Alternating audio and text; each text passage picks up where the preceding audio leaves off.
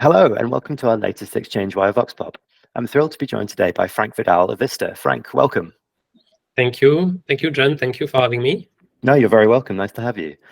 Franck is going to be speaking at our ATS Singapore event in October, and he's here today to give a bit of a preview about what he's going to be covering at the event. We're going to be diving into programmatic out of home.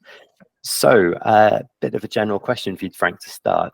How has programmatic out-of-home advertising gained traction, particularly in the APAC region, and what do you think are the key drivers behind that growth?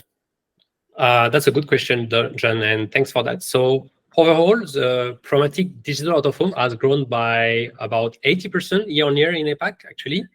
And it is a continuing adoptions driven by digital buyers first, and they are now able to invest into out-of-home through data-driven, flexible strategies that actually mirror the strategies in the other media channels. So maybe we can look at the different aspects of the business. First, the demand side. So how advertisers, agencies, or DSP partners, all coming with a digital background, are looking for, I would say, a seamless experience. In short, enjoying what they have online with what I usually call the 4 A's. So first A would be audience targeting, second A, automations, third A, accountability, and fourth A for agility. So in our side, once we demonstrate how Vistar Media's programmatic ecosystem truly offers the same approach as online, we see the digital buyers quickly jumping in. And on the other side, as well, on the supply side, we see publishers really into it because they see the real interest to get a direct integration to our SSPs like ours, simply because it brings them and their inventory into an online marketplace. So it's a game changer for them. And last word, maybe last but not least, actually, we also bring a full transparency approach all along the digital out-of-home supply chains. We've learned a lot from the past online practices, and this is exactly what we provide because it's exactly what brands and agencies are looking for. Amazing. And in general, with programmatic out of home, it's a growth area again. It's booming at the moment. And what do you think are the unique challenges and opportunities that programmatic out of home offers for marketers? Well, same. We've learned as well a lot, especially for, I would say, Southeast Asia, and we've learned from the I would say the early adopting regions like North America or Australia, New Zealand. So I would say first and probably the biggest challenge across all markets in Southeast Asia that I'm in charge of is probably the shift in mindset for buyers, like in how they think about the role of out-of-home in the media mix first, and secondly, in the practice of buying based on the cost of a specific site or specific screens, moving to a CPM buy, because CPM is a core component of it. If we want to look at the challenge at the market level, because every market has its own challenge and opportunities, we can start with Singapore, which is a leading programmatic market in Southeast Asia.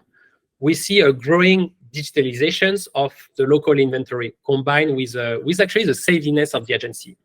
And this is truly the opportunity for DOOH to maintain its fast growth on the grounds. Brands are also looking into measurability and the omnichannel approach, which is the opportunity for brands to invest actually in DOOH.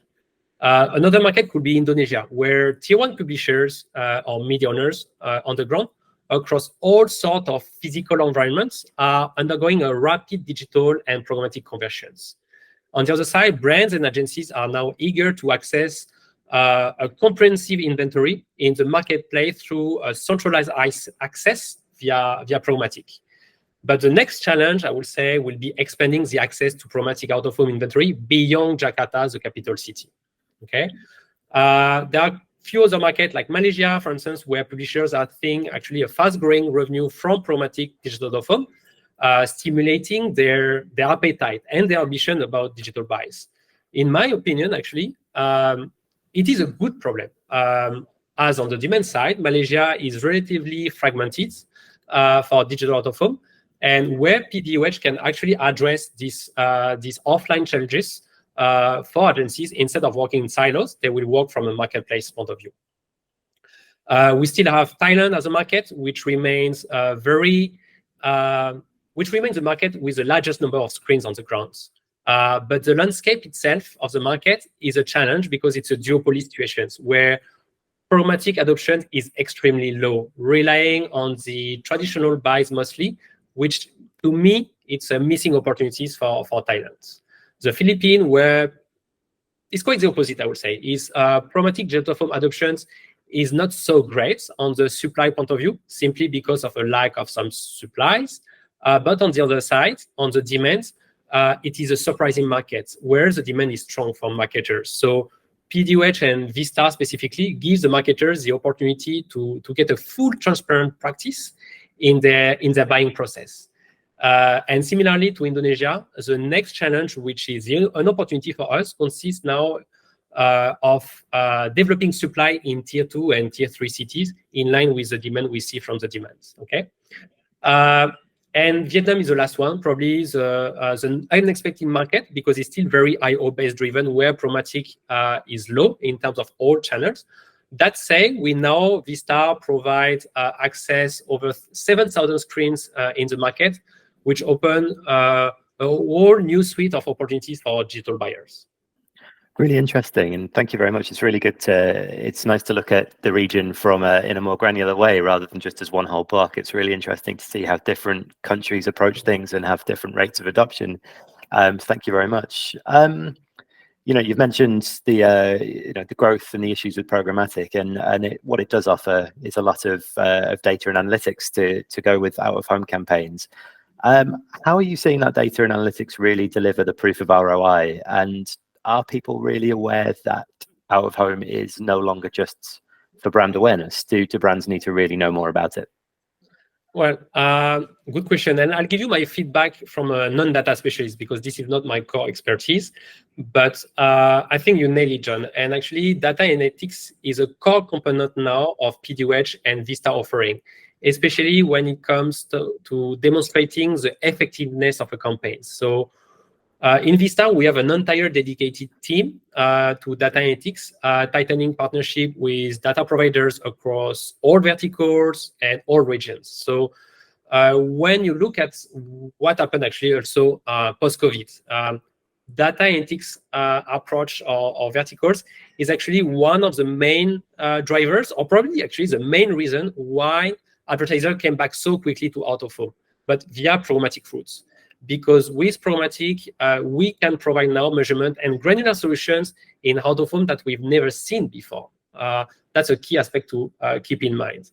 And another point that I wanted to bring up is beyond the audience data partners that Vistar is working with, so typically Foursquare, AdSquare, IOTA, we also provide third-party study solutions, so to see how effective the campaign has been. So working with partners like Dynata, LifeSight, to share agnostic brand lift, footfall, or even online conversion outcomes for their campaigns. And I think to address the second part of your question as well, I think agencies are definitely aware of those solutions because they keep asking about it.